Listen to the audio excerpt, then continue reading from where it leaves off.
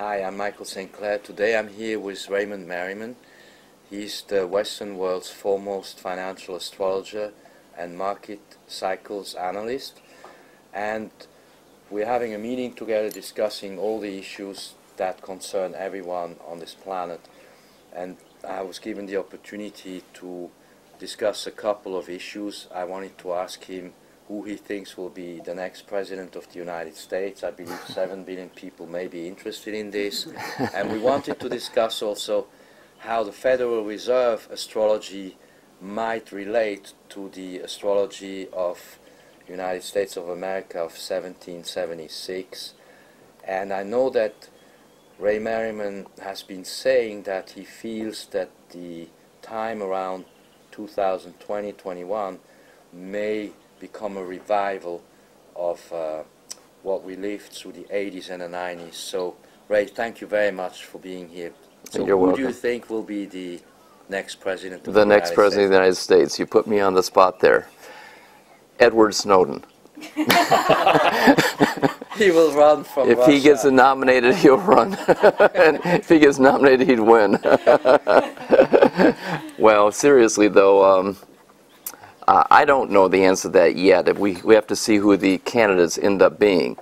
You know, we have several Republicans who have declared their candidacy, and the only chart I've really looked at is Jeb Bush and Hillary Clinton, who's a Democrat front runner, and they both have astrological aspects of what could become a president. So what we're looking at is a study by Michael Lorenz. Wait a minute, is it Michael Lorenz? Michael O'Reilly. He did a study on the position of Mars in the charts of U.S. presidents, Mars and the Sun. Yes. And he found that when Mars was in Leo, was the most predominant position of U.S. presidents. And about the third or fourth was Mars in Virgo. So our last two presidents, George Bush and Barack Obama, had Mars in Virgo. But there was a surprise in 2008 because Hillary had the Mars in Leo. So she has that Mars in Leo, which is common in U.S. presidents. So I would say just at this point, she probably is a front runner. And as you look at it, you know, if you did a poll, she probably would have the most votes of the Americans right now. Whether she ends up running or not depends who, you know, her actual opponent is. But Jeb Bush has the Sun in Aquarius, and I think that was the most common sun sign for a president, was Sun in Aquarius. And Mars in Leo is the most common Mars position, and that's Hillary. So they both got strong aspects of historical correlations of USA presidencies. So I would say it probably does come between those two, and which one wins, I'd have to actually look at the chart a little bit closer as we get to the election. And actually, we want to look at the formal, when they get formally approved by their conventions. What moment does that happen, and what is the chart of that, and how does it compare to the different charts? Then I'll make a final determination. Yes, that's very interesting. He's saying that the moment they get actually officially nominated, that moment in astrology can tell us more about what would happen. Yeah, and that'll be sometime, I think, in August of 2016. Yeah, so we'll take that moment too, because if I'm looking just at their horoscopes and historical correlation, both those two seem to be front runners.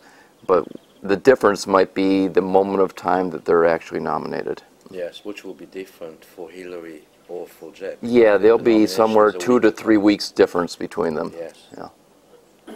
Thank you. So now, the other issue I have wanted to bring up is the following.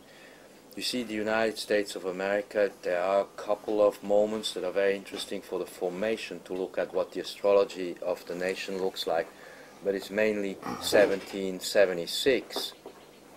However, we also have the Federal Reserve chart, which is in December of 1913. And I have always been told by some legal and analytical and economic experts that it stands to reason that the Federal Reserve actually owns the United States, and that therefore one could infer, I mean this is theoretical, infer that the 1913 chart is actually more likely the astrological chart of America. What do you think about all this? Well, they all tie in together. In the United States, we celebrate our birthday as July 4th. That's Independence Day. Yeah. But the actual history of that date is when George Washington was delivered the vote from Congress to declare war. Yes. So that's when the war started. The actual vote for independence took place on July 2nd. That's correct. And it had to take place somewhere probably before noon, because it took 5 or 6 hours for the newspapers to come out, and it was announced in the newspapers that evening. So I tend to think that the United States has Libra rising, and that it was formed about 10 minutes before noon on July 2nd. And on that date, Venus had just moved into Cancer. Okay? Venus is 0 degrees of Cancer. If you waited 2 or 3 days later, it's maybe 3 days. It's 3 degrees of Cancer. I like the 0 Cancer for the Venus. Venus rules the currency, yes, the money, the banks, if you will, especially with Pluto.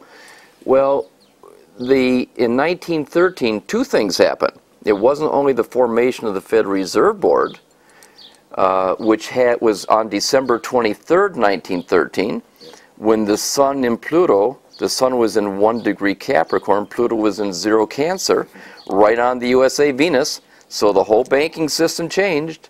But Pluto also rules taxes, and that was the same year we started the income tax as a temporary measure to collect monies.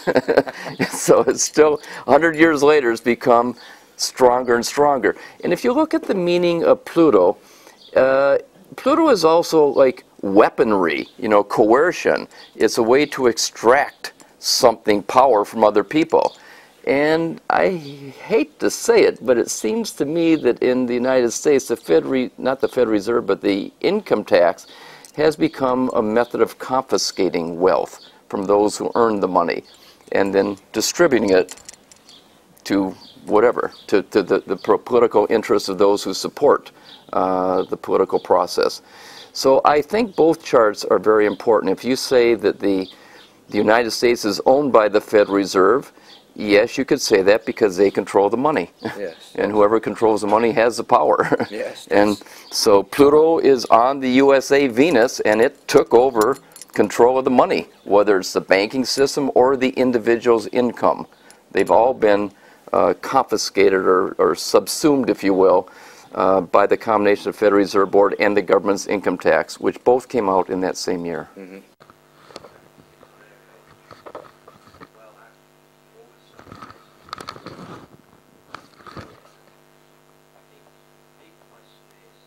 Many economists who know that we're having this mushroom of a quadrillion, maybe 2 quadrillion of debt hanging over the planet, and some experts have asked me, well, where did this money go actually? And I said pretty blunt, well, a lot of it goes into black projects, by which I mean defense projects in aviation and spacecraft, secret space programs and stuff of that nature, which most people don't know about. But I find very interesting the correlation of the people's money and the extraction by the power. Yeah. And how this hangs together.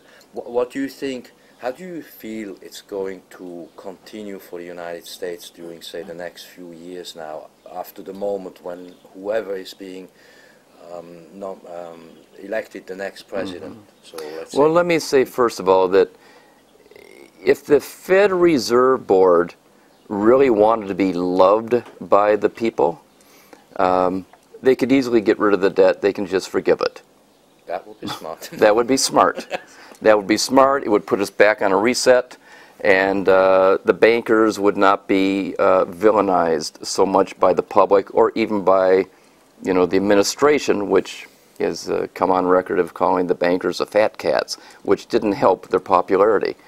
So if you want to make a cooperation between the people, the government, and the banks do own the government, if you will, and they own the people, they own the country, the way for that to happen is for the banks to forgive the debt. Because really, they just created the debt themselves. They printed the money and then lent it to us at an interest, yeah. right? So it's money they didn't earn, it's yeah. money they just created and tax us on and give us interest. So that's my solution to the debt. Forgive it. The banks just forgive it. And if in time they don't forgive it, and you're moving into a period where Pluto's in the middle of Capricorn now, and soon to go into Aquarius, I mean, those are the signs where people get more and more power. And if the people get the power over the banks, eventually they're going to remove those banks. So the banks, if they want their own survival, I would say in the next 20, 30 years, let's say by 2040, 2045, yes. it might be important for them to forgive these kinds of debts that they have created for the people. Yes, in other words, they could creatively relinquish control yeah. and rebalance the entire situation. And they could work in cooperation with the people. That's right. Instead of, you know, in a position of ownership and onerous yes. Control over the people. As far as where the United States, where I see it going, I do believe that in 2020, when the Saturn-Pluto comes together with Jupiter, and if you look back in history and see these kinds of things, Jupiter and Saturn together and Saturn and Pluto together, those are usually the times you have a swing of power, you know, go from liberal to conservative, back to liberal to conservative, but you get strong leaders. Strong leaders emerge at that time. It's not necessarily that they're elected for the first time in 2020, it may be their second term. But whoever becomes a president, was the first term or second term, they end up becoming strong leaders. If you look at, for instance, the last time we had that, which was the last perhaps really strong leader we had, and I would say it was Ronald Reagan, he wasn't popular at first. He became popular because he was elected out of the unpopularity of Jimmy Carter. But he had a rough first term. That's right. It was his second term where his legacy was established and his strength as a leader was established when he commanded the Russians and Gorbachev to take down that wall. That was a turning point in his legacy. Up until then, he was besieged with conflicts too, with the Nicaragua, armed rebels types of things. Yeah. He had his share of problems. But when the communism, as we knew it at that point, came to an end, he got the credit for it, and he became recognized as a strong leader with a great legacy. And the one before that, the Saturn Jupiter before that, was John F. Kennedy. Yes, of course. And he was probably, I would say Reagan and Kennedy in the last half of the 20th century were the most popular presidents in the United States. And the time before that would have been Franklin Roosevelt. Now, when Saturn and Pluto and Jupiter and Saturn came together, it wasn't his first term, it began his third term. Yes. So, but he was the president at that point, and he became the strong leading figure. And so I think in the year 2020, whoever is elected president at that point, whether it's first term or not, becomes a strong leader. And if they can instill the confidence in their leadership of the people, that I think the confidence is a very important factor, just as Reagan gave it to us in the 1980s, to turn the economy around, to believe you can do it, and to start becoming creative in our production of our goods and the trades of our goods. I think that might help to the economic situation. Yes, I see that as 2020 becomes 21, I believe the date is 21st of January 2021. That's a chart that I show in my little book. Yes. Which is actually the day or the day after when he gets sworn in. Yes. I see there astrologically a potential for something even visionary, because we're then moving into Aquarius, actually, which would mean the group of people, maybe even globally. Yes. So I'm always saying that I'm, for good reason, confident in an optimistic sense that we're going to see within the next 5 years a turn for better things. And you have been saying that in economics you would actually see an upswing that would remind us of the 1980s. Can you well, yes, if you go back to the last 2 times, and really it's 6 of the last 7 times, I believe, within 2 years of Saturn conjunct Pluto, the economy kind of bottoms, and it begins a long growth process. We had Saturn Pluto conjunct in 1946-47. Correct. And, you know, the war ended in 45. And it took a couple years to develop, you know, the rebuilding of Asia, the rebuilding of Japan and in Europe. And typical of the United States throughout history, when we win a war, when we're victorious in warfare, we don't imprison the people, we don't enslave them, we don't destroy them. We try to rebuild them so they trade with us. All we want to do is trade. You know, we want to trade, and we don't want you trying to destroy us, and we won't destroy you. We want to develop you to trade with us. Well, that happened in the 1940s, and of course, Japan and Europe became very strong economies over the next 20 years, until the opposition of Saturn and Pluto, which was 1966. Stock markets topped then, economies peaked out then, and then we went to this slow, stagnant period until the conjuncture of 1966 to 1982. Even in the first term of Reagan's presidency, it was not a strong economy. Yes. It was a difficult one. But the economy did bottom around within 2 years of 1982. You say 1980, 84, that was a bottoming process. And then we began another 20-year run. Until the early 2000s. I mean, some might say it peaked in 2000, some might say maybe 2006, 2007. Saturn Pluto came into opposition again in 2001. 2001 at 9/11. Yeah, and some of the economy continued higher after that, but the major part of the economy peaked by 2001. That was the last surplus we had. Yeah. And then we went into, you know, more excessive spending, and if you spend more than you make, you go into debt. And that continues until about 2020, give or take 2 years. Yes. So sometime around then, the commodity cycle will come back and peak out, but the economic cycle and the confidence cycle is at a low then, and then it begins to rebound. I agree. 2022, I can see how we're going to come out of it. Not just for the United States, actually. I can see that the whole picture looks better. Probably. And then, if I may ask one more question, you need to run for your plane. Thank you very much, by the way, for having made the time to do this meeting. In 2024 to 26, we have this Saturn Neptune conjunction, Right. which I believe is going to be a very critical, crucial alignment for almost just about everything global because of how Saturn Neptune interact. Can you say a few more things? Well, that's an important one because, as you mentioned earlier, there are certain time points and location points in the zodiac that we peg, and that Saturn Neptune is going to cross that 29 Pisces 0 Aries point, which is where the eclipse was in March of 2015, which is where Uranus was in 2010-2011 period. And so these are all connected.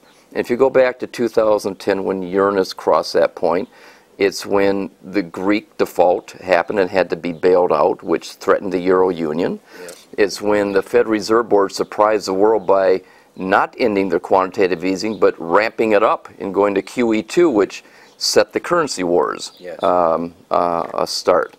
And here we are again in 2015, and we see the same things. Although the Fed Reserve Board has stopped the quantitative easing, it still has a zero interest rate policy, but all the other countries, Japan, China, the ECB, they're all starting new quantitative easing programs.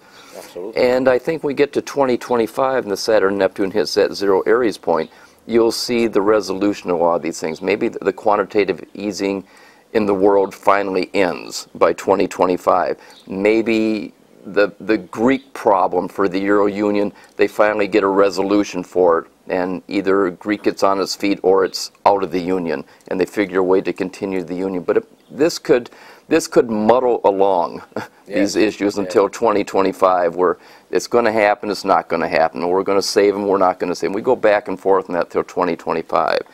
The other thing about Saturn and Neptune is interest rates. Right now, in the end of this year, 2015, through the fall of 2016, we're going to be under Saturn square Neptune. This is a 36-year cycle. And if you go back every 36 years, you'll see interest rates peaked or bottom. In 36 years ago, we had this in 1979, 1980. Interest rates, inflation were at a peak. Yes. Now we're at the bottom. Yeah. We have no interest rate, and we have almost disinflation or deflation. But you go back 36 years before 1980, you're in 1944. That too was a zero interest rate environment. there was very low interest rates and very low, the inflation cycle was pretty tame, but then it gradually goes up. And so I'm thinking that from this Saturn Neptune square, where zero interest rates, we're going to start, you know, slowly increasing. We'll probably go back and forth, but you'll start seeing efforts to increase it. Yes. But where it really takes off is probably after 2025. Yes. So that's kind of how I'm seeing it. Yeah, this makes sense. This is very interesting and important for everyone to understand how the cycles really mirror the situations globally and in all affairs. I even see it in technology, how we're going to break through to a completely new world of potentially new physics is going to come available for us. I know it exists, but the scientists don't yet know. New science, new medicine, alternative medicine, new, I say even time travel, because I'm into these things. Yes. So I see a breakthrough of a magnitude that we can't even yet imagine. I like to describe it kind of like Antonia did earlier in the presentation. And you know, we're in a Renaissance time, but it seems like we kind of like stepped back here since maybe 2001 to 2020. So I'm envisioning it that the 2020 to 2040 is a renewal of the Renaissance that we started in the 80s and 90s. It's going to come back with the same kind of gusto and enthusiasm and rate of momentum that we had in the 80s, 90s, and it's going to be pretty powerful. This is amazing. Thank you very much. You're welcome. Explaining. Thank you. Thank you too. Thank you.